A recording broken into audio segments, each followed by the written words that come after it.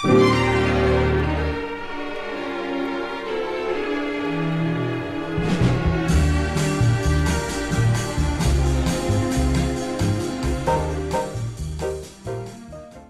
bem-vindo a mais um Encontro dos Descobrimentos Online. Hoje estarei conversando com uma personalidade dotada de variados talentos. É músico, advogado, professor, comunicador de rádio e televisão, jornalista e compositor. Nascido na capital paulista a 31 de outubro de 1931. De entre as suas obras, destaca-se o Jequibal, que lançou em 1965 com Ciro Pereira. Tratando-se de uma referência na arte da música, essa obra foi inserida em métodos de ensino e já venceu concursos internacionais. O Jequibal, com seus 5 tempos nativos e originais, já percorreu os 4 cantos do mundo na interpretação de renomados artistas internacionais e muitos músicos. E grupos de cantores do Brasil gravaram suas composições. Entre as honrarias que lhe são creditadas, destaca-se a de titular catedrático da Academia Internacional de Música, membro da Ordem Internacional de Jornalistas, da Associação Brasileira de Folclore, da Ordem Nacional dos Escritores, do Instituto Histórico e Geográfico de São Paulo e membro fundador da CJLP, Comunidade de Juristas de Língua Portuguesa. Fundou o Presídio Cultural e a Associação Brasileira da Saúde do Fumante. É presidente da CIPA, da CETESB, onde trabalha como jornalista há 30 anos. Recebeu a Cruz do Mérito Cívico e Cultural da Sociedade Brasileira de Heráldica e Medalhística e da Associação dos Antigos Alunos da Faculdade de Direito da Universidade de São Paulo, entre muitas outras honrarias e prêmios. Claro está que estou falando de Mário Jequibal Albanese. Seja bem-vindo e aproveito desde já para lhe dar os parabéns pelo 50º do Jequibal, não é verdade? Obrigado, realmente é uma data para a gente comemorar. São 50 anos só de Jequibal, é tempo à beça, viu? Mas, enfim, uma coisa que veio para reformular completamente o questionamento a respeito do compasso quinário, o compasso de 5 tempos, né? Todo mundo entende esse compasso como um compasso de alternação, ou seja, um compasso de 3 que se soma a um outro de 2, ou de 2 que se soma a um de 3, mas não deixa de ser uma alternação. Então, o Jequibal veio para dar identidade ao compasso. Quer dizer, é um fato fantástico, se você ponderar bem, você analisar a capacidade de convívio, que realmente é algo para a gente ficar orgulhoso, né, de ter conseguido. Não é uma coisa fácil. Eu, felizmente, ainda estou vivo, meu parceiro que colaborou e muito para que tudo acontecesse também, o Ciro Pereira, infelizmente já morreu, mas está muito vivo na nossa lembrança, na nossa amizade, na nossa irmandade. Mas, enfim, então, agora, como responsável único, pelo menos vivo, eu tenho a obrigação de dizer a você que você está diante de um fato absolutamente inédito no mundo. Pode ter certeza, eu não estou falando bobagem, nem cometendo nenhuma heresia. Estou falando com toda a sinceridade. Jequibal é um compasso verdadeiro de 5 tempos. Com certeza. Fundou e preside o Instituto Brasileiro de Direito Autoral, sendo o direito à propriedade intelectual um aspecto que muito defende. Com o avançar das tecnologias, acredita que o mundo evoluiu no sentido de proteger esse direito ou a evolução tem vindo a negligenciar esse aspecto? Olha, a tendência era e sempre foi uma guerra muito grande que eu empreendi com as pessoas aqui no país, até que me vinculei ao Broadcasting Music Incorporation nos Estados Unidos, fazendo com que todo o meu trabalho tivesse a proteção autoral lá nos Estados Unidos. Mas não deixava de ser uma coisa desagradável, porque, afinal de contas, eu vivo aqui no país, eu sou brasileiro, então eu entendia e entendo que deveria ter uma proteção condizente, né?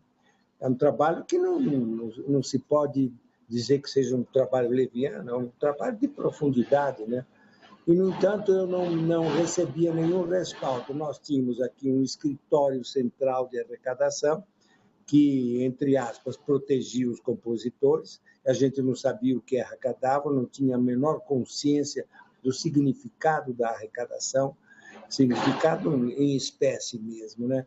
Então, foi uma época muito ruim, e eu me omiti completamente. Quer dizer, eles não tomaram conhecimento também. Então, foi ruim. Por esse ponto de vista, eu me prejudiquei. Se você ponderar bem, eu me prejudiquei. Mas em termos, porque o trabalho está aí, continuado. Eu tenho música com Andy Williams, Vic Damone, Nancy Ames, Percy Faith, Al Caiola, Sadao Watanabe no Japão, Rita Reis na Holanda. Quer dizer, não tenho do que me queixar. Com certeza. Bem, como referiu há pouco sobre o Jequibal, que foi criado em 1965 com Ciro Pereira, ele foi inserido em métodos de ensino e foi vencedor de concursos internacionais. Foi festejado pela crítica nacional e internacional. Então, a minha questão é, o que inspirou essa obra e como foi criá-la? Sim. Olha, a ideia começou tudo por causa da influência chinesa. E é uma questão até filosófica, porque na China, o imperador chinês, à época, ele potencializava toda a administração do império em cima de uma vibração sonora. Achava aquilo uma coisa fantástica, né? Se você ponderar que som é vibração, né? Quando a gente fala, depende da emoção que você impõe à sua voz e a vibração que você encaixa, ela tem um sentido completamente identificado, não só comigo ao falar, mas a você como recepcionista dessa voz. Então, a partir daí, com a escala pentatônica, e ele imprimindo ao império toda uma orientação em cima de uma vibração, de um som, aquilo eu achei a coisa mais fantástica, né? Falei, puxa vida, a que ponto chega, né? Aí eu comecei a diluir, a raciocinar a respeito. De fato, é isso mesmo, tudo é vibração. Estou falando de música, estou falando de vibração, estou falando de emoção, estou falando de recepção, porque você está recebendo tudo isso, e eu também recebo a empatia da sua fisionomia, sabe? A insinuação do seu olhar, do seu sorriso. Então, isso é tudo muito bom, porque é vibração. Doutor Mário, teve uma grande amizade com Garoto, também conhecido como Aníbal Augusto Sardinha, famoso compositor e violinista brasileiro. Fale um pouco dessa amizade e da pessoa de Garoto. Então, preste bem atenção. Eu conheci o Garoto e eu estava de 18 para 19 anos. E ele era um músico consagrado. Não sei se você o conhece em profundidade, mas o Garoto ele passou 6 meses nos Estados Unidos. Em 6 meses ele recebeu 2 apelidos, ou 2 epítetos. O Gênio das Cordas e o Homem dos Dedos Maravilhosos. E isso o acompanhou para o resto da vida. Ele só viveu 38 anos e 11 meses, lamentavelmente. Mas foi um gênio. E quando eu o conheci, eu tive a mais absoluta convicção de que estava diante de um gênio, que tocava tudo, e tudo à perfeição, que tocava tudo com absoluta espontaneidade, não fazia esforço, não fazia nada. As coisas mais difíceis. Eu vi pela primeira vez o Garoto tocando a 4 mãos num violão. Você já viu um violão a 4 mãos? É uma coisa fantástica. Mas o que está sobraçando, ou seja, abraçando o violão, ele está com tudo, porque o violão está ali, ele tem toda a liberdade e o domínio, né? O outro, que era o Garoto, ele se insinuava por trás do Aimoré, que era o parceiro dele, e fazia toda a figuração, acoplando as 2 mãos dele, você imagina, num campo praticamente restrito, né? Eu fiquei absolutamente emocionado e envolvido com aquela situação. Uma situação, nunca tinha visto uma coisa como aquela, tocar a 4 mãos. Hoje você pode, se você pesquisar na internet, você vai encontrar duplistas tocando a 4 mãos num violão. É uma coisa fantástica, porque eles aprenderam, mas o Garoto foi quem praticamente iniciou tudo isso, né?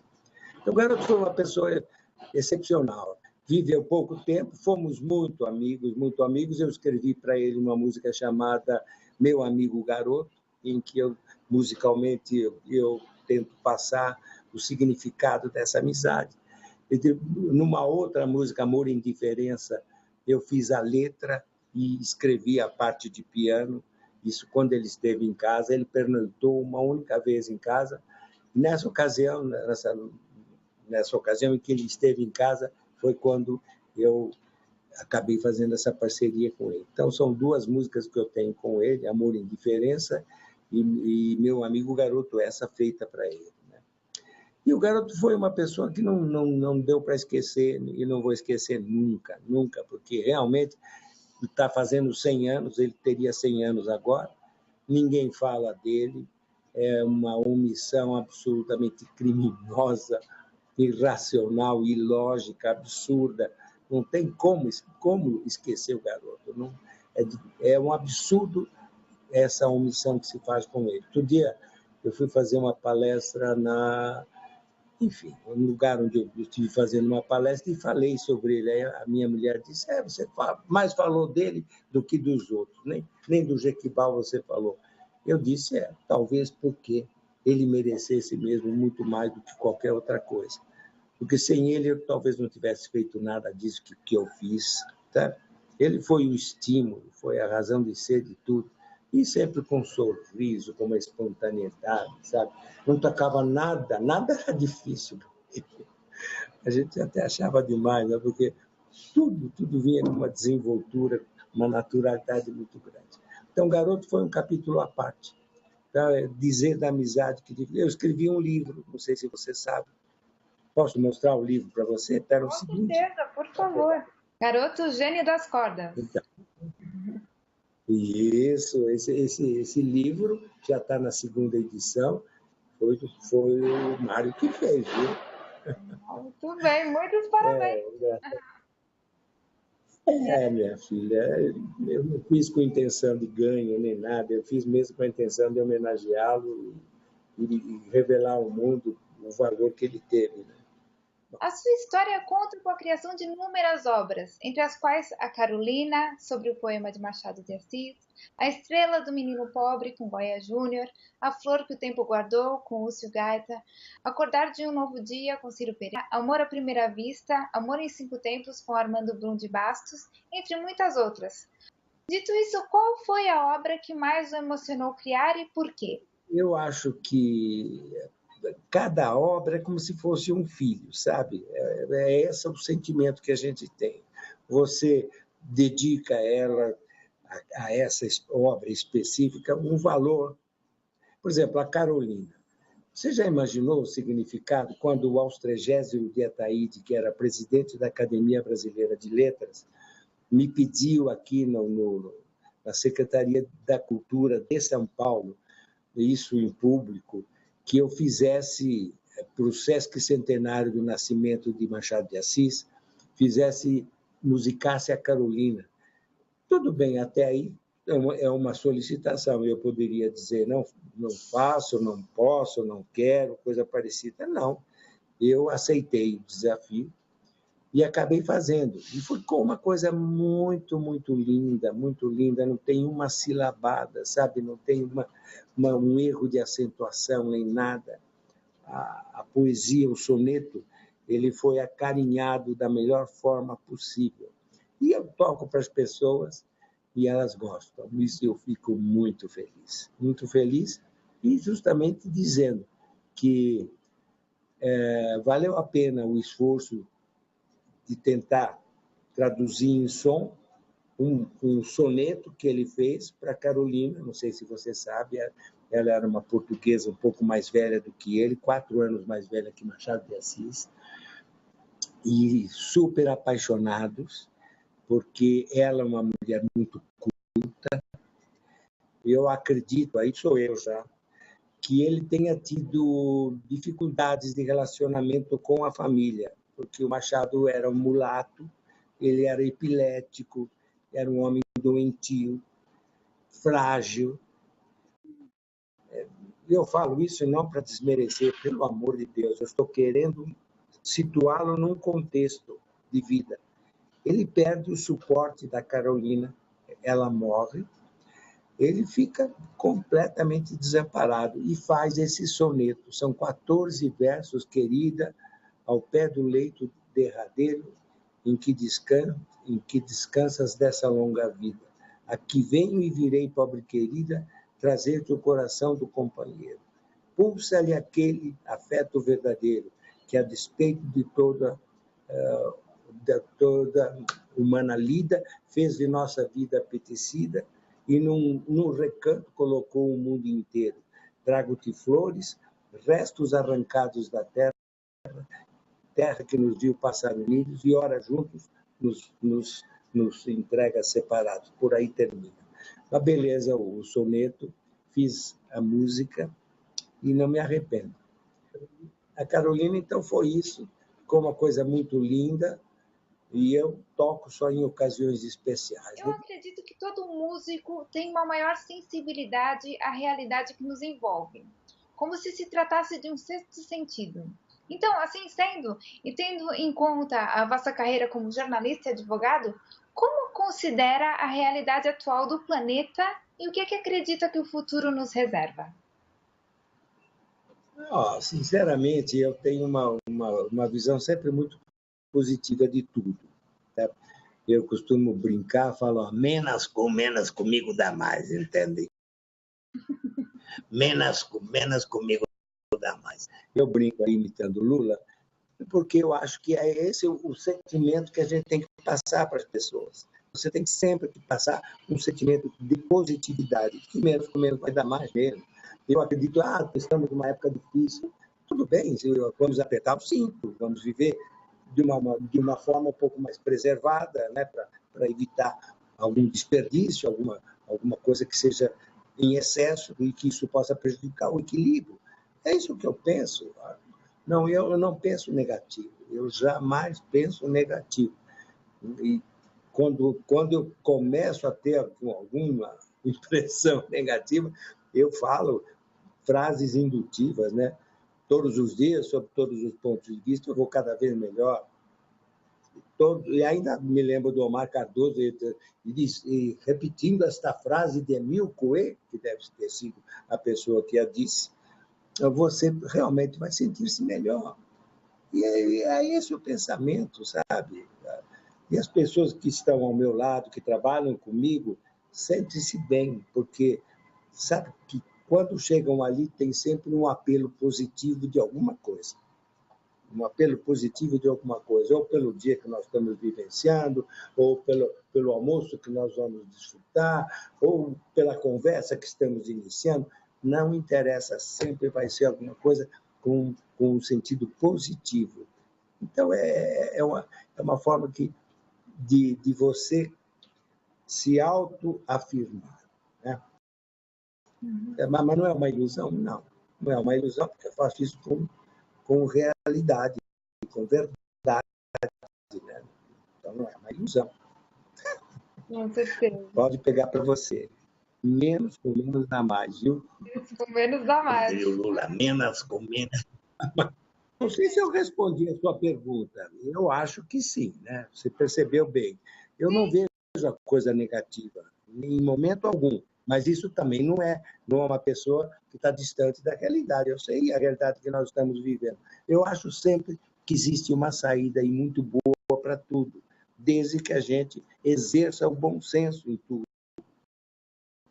Se você não perder o equilíbrio, tendo bom senso e racionalidade, você vai encontrar a saída. Então é isso.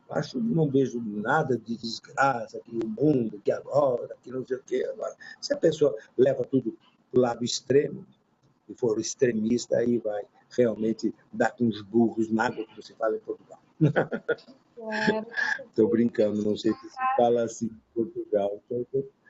Com certeza temos que juntar as energias positivas, não é? Passa muito por aí, pelas energias positivas.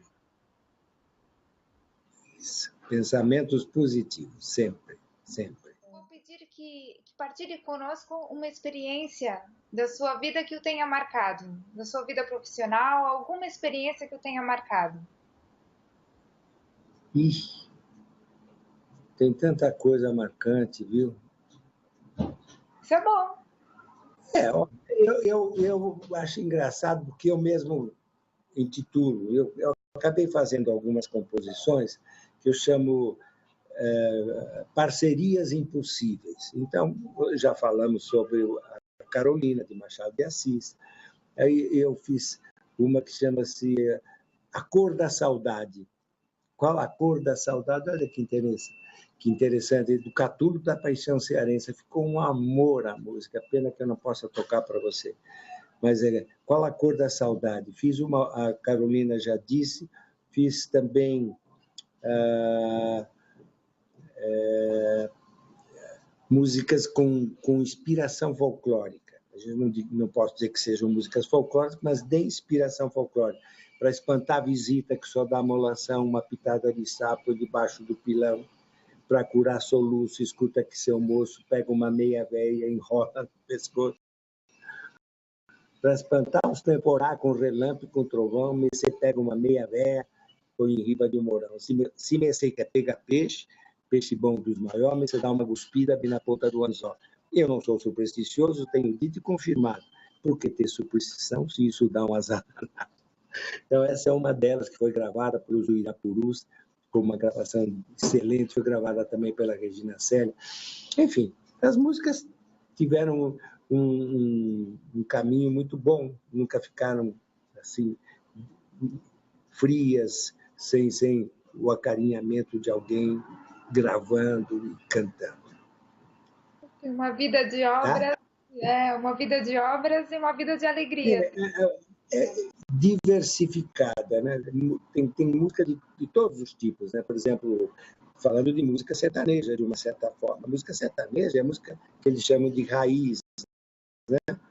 Por quê? Porque é que chega mais perto da linguagem do povo, da linguagem popular, que foi o que eu falei ainda há pouco. Mas eu não fiz só isso. Aí eu cheguei até o Jequibal,